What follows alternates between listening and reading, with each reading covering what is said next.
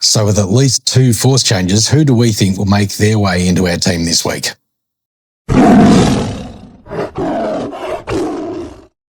G'day everyone, welcome to Tigers of Old.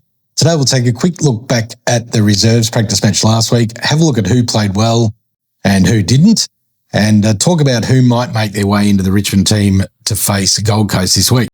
So last week we played Carlton in a practice match, the final practice match in the VFL, and it was pretty much a reverse to the AFL game where Richmond led at half-time by about 26 points and looked really, really good. And then Carlton ran us down and ended up beating us by 7 points. Final scores being 77-70. So while we don't put too much emphasis on practice matches, it was good to have a look at some of the players running around and who's in form and who might be pushing for selection in the senior side. You'd have thought that a lot of the players would be pushing hard to get up into that senior side, so you'd have thought we'd be going fairly much full on, but it did seem we took a foot off the pedal a little in the second half. So who was good? Well, Faull was really good. He marked the ball really cleanly. He was a bull when it was on the ground. It was, put it this way, you were on notice if you were anywhere near him for a ground ball. He was very, very hard at it. And he wasn't bad in the ruck. He just doesn't have the size for mine, but he was serviceable. And Carlton had some fairly big rucks in their side. So I think he did probably a better job than I was expecting. Certainly a better job than Fawcett did on the odd occasion he was seen there. So Faull for mine should be pushing really hard for selection. In fact, for mine, I would have him in. He kicked well, he marked well, he chased, he tackled, he harassed, and he really attacks the ground ball. I like what I saw from him a lot. Noah Roberts-Thompson had a pretty good first half, like the rest of the team, faded right out in the second half, but he did some nice things. He'll need probably a season or at least half a season in the twos to get himself grounded and looked pretty good. Jasper Alger got hurt just before half-time, unfortunately, where one of our players came back and crashed him in a pack. He came back on in the second half, tried to start the second half, but only lasted about a minute or two and then went off injured for the rest of the game. So not sure where that places him for this week's selection. He looked okay in the first half, but again, probably needs a run or two more in the reserves just to see what he can do. But what he did do was pretty neat. Luke Traynor, I don't want to sound too harsh, but hopefully someone at the club is sounding a little harsh. In most of the facets of the game, he looked above the level at VFL, but his kicking does let him down. Sometimes he kicks the ball really well. Sometimes he just tries to bite off too much. And sometimes he's just lazy in his kicking where he'll try and kick off a step and he miskicks it. There were a number of occasions where he missed targets to the point where in the second half we took the ball off him when it came to kicking in out of defence and gave it to Caleb Smith. And while that didn't work any better, it was a sign that perhaps they were just trying to move the ball into somebody else's hands. For mine, he probably needs a few more games in the reserves, but he's certainly from his positioning, his intercepting, his marking and his running, he looked above the level. Zane Piker, he played a terrific game. He's closer to selection in the senior side than I had given him credit for. He kicked some nice goals, but more than that, he's really clean with the ball. He's a left footer, point of difference. He makes space for himself pretty easily, and he presents in areas of the ground where he seems to be free. He seemed to be running around a fair bit of that first half by himself. Maybe he was. Maybe he didn't have anybody on him. He was a loose man in attack. Whatever it was, he used the ball really well. He's a lovely kick on the left, and I liked what I saw from him. He also chases, he tackles, he harasses.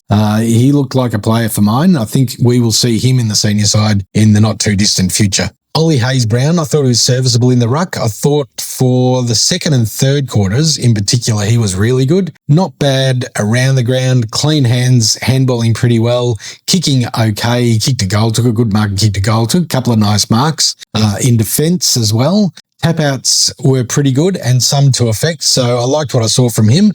But he faded out badly in the last quarter. He looked underdone. So maybe another game or two in the resis and he may well be pushing up for senior selection as that second ruckman. I liked what I saw from him. He looked pretty good. Tom Brown, clearly our best player for mine in the reserves. He's clearly above the level. He kicks the ball really well. He intercepted really well. He gave us run. He gave us drive. He brought other players into it. He led from the front in our back half. And I know our back half is stacked. And I know we're trying to get game time into Gibcus. But for mine, I would have Brown in. And if that means we're having to try him on a wing or even on a half forward while Mansell's out, for mine, he's too good to not have in our 23. He was clearly better than everybody else on the day from either side. He was the best player on the ground. Patrick Richko looked okay. He works really, really hard. He did some nice things. His disposal was relatively clean. Probably didn't get as much of the ball as I would have liked him to get. Probably not pushing for selection in the next week or two, but who knows what the club KPIs are. They might be different to what we see. But I thought he was okay. He was serviceable, and if he keeps working and he keeps picking up positions, then he could work himself into a position of senior selection. But right now, you'd think that there's probably 4 or 5 players ahead of him when it comes to selection on a wing. Caleb Smith. So he was the one we relied on heavily in the third quarter when Traynor wasn't taking the kickouts and wasn't being used as that exit from 50. Caleb Smith was. We looked to get the ball in his hands, kick the ball either out from behinds or get the ball into his hands, across the field to get him to be that release out of D50. And it didn't work, unfortunately. I don't think Caleb actually hit any of his own teammates. He looked to me like he was a little unsure, a little bit like last year, a little bit stuck in the headlights. His kicking just wasn't up to scratch for mine. And it's unfortunate because he had a pretty good preseason. He looked really good, especially against Essendon. I thought he came on and gave us something, but he didn't look so good in this game. And for mine, he's a fair way back. If he's going to break into that defensive, he's got Grill, he's got Short, he's got Banks, he's got Brown, and probably Traynor ahead of him. I'm not sure how we squash him into the side. So maybe it's as a defensive forward or something like that, or maybe even a wingman. But for mine, he doesn't use the ball well enough. So not quite sure where Caleb Smith goes from here, unfortunately.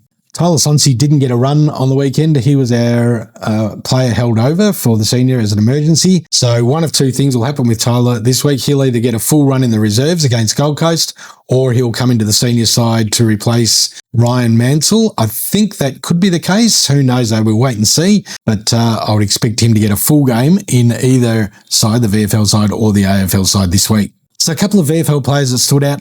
Ollie Houghton was outstanding. It was a bit like watching his brother, to be honest, except a bit bigger and a little stronger, certainly more developed. I thought he played really well. He kicked our first goal. He looked really good moving the ball inside 50. He's got the same smarts as his brother. Doesn't get a lot of it, but what he does do is he chases, he harasses, he tackles, and when he does have it, he uses the ball really well. So liked what I saw from him. Maybe if we end up with a mid-season selection, maybe he's one that we could look at if there's no ruckman around to take. Sam Toner was the other one that impressed. He reminds me of that old laconic half-forward flanker, a little bit like Michael Pickering, maybe a little bit more angry than Michael Pickering. And I think from memory, he's the one that took Alger out, backing back into the pack.